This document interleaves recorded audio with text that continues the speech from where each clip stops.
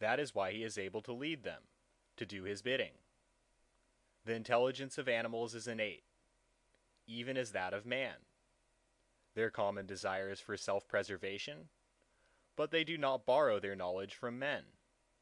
There is pairing between the male and the female, and mutual attachment between the mother and her young. They shun the open plain and keep to the mountainous parts. They flee the cold and make for warmth. When they settle, they gather in flocks. When they travel, they preserve a fixed order. The young ones are stationed in the middle, the stronger ones place themselves on the outside. They show one another the way to the drinking places, and call to their fellows when there is food. In the earliest ages, they dwelt and moved about in company with man. It was not until the age of emperors and kings that they began to be afraid and broke away into scattered bands. And now, in this final period, they habitually hide and keep out of man's way, so as to avoid injury at his hands. At the present day, in the country of the Lieh clan to the east, the people can often interpret the language of the 6 domestic animals, although they probably have but an imperfect understanding of it. In remote antiquity, there were men of divine enlightenment who were perfectly acquainted with the feelings and habits of all living things, and thoroughly understood the languages of the various species. They brought them together, trained them, and admitted them to their society, exactly like human beings. These sages declared that, in mind and understanding, there was no wide gulf between any of the living species endowed with blood and breath, and therefore, knowing that this was so, they omitted nothing from their course of training and instruction. Lieh-TzÄ went to visit Prince Kang of the Sung state. The prince, however, stamped his foot, rasped his throat, and said angrily, "The things I like are courage and strength. I am not fond of your good and virtuous people.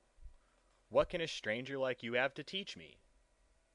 "I have a secret," replied Lieh-TzÄ, "whereby my opponent, however brave or strong, can be prevented from harming me either by thrust or by blow.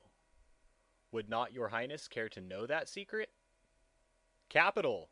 exclaimed Kang. "That is certainly something I should like to hear about." Lieh-TzÄ went on. "To render ineffectual the stabs and blows of one's opponent is indeed to cover him with shame. But my secret is one which will make your opponent, however brave or strong, afraid to stab or to strike at all. His being afraid, however, does not always imply that he has not the will to do so. Now, my secret method operates so that even the will is absent. Not having the will to harm, however, does not necessarily connote the desire to love and to do good. But my secret is one whereby every man, woman, and child in the empire shall be inspired with the friendly desire to love and do good to one another. This is something that transcends all social distinctions, and is much better than the mere possession of courage and strength. Has your Highness no mind to acquire such a secret as this?" "Nay," said the prince, "I am anxious to learn it." "What is the secret, pray?" "Nothing else," replied Lieh-TzÄ, "than the teachings of Confucius and Lieh-tzÄ." Neither of these 2 men possessed any land, and yet they were princes. They held no official rank, and yet they were leaders. All the inhabitants of the empire, old and young, used to crane their necks and stand on tiptoe to catch a glimpse of them, for it was their object to bring peace and happiness to all. Now, your Highness is lord of 10,000 chariots. If you are sincere in your purpose, all the people within the 4 borders of your realm will reap the benefit, and the fame of your virtue will far exceed that of Confucius or of Lieh-tzÄ. The Prince of Sung found himself at loss for an answer. and Huiyang quickly withdrew.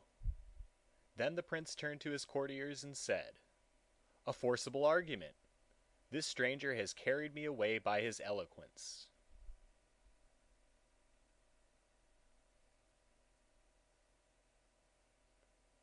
And Book 2, The Yellow Emperor.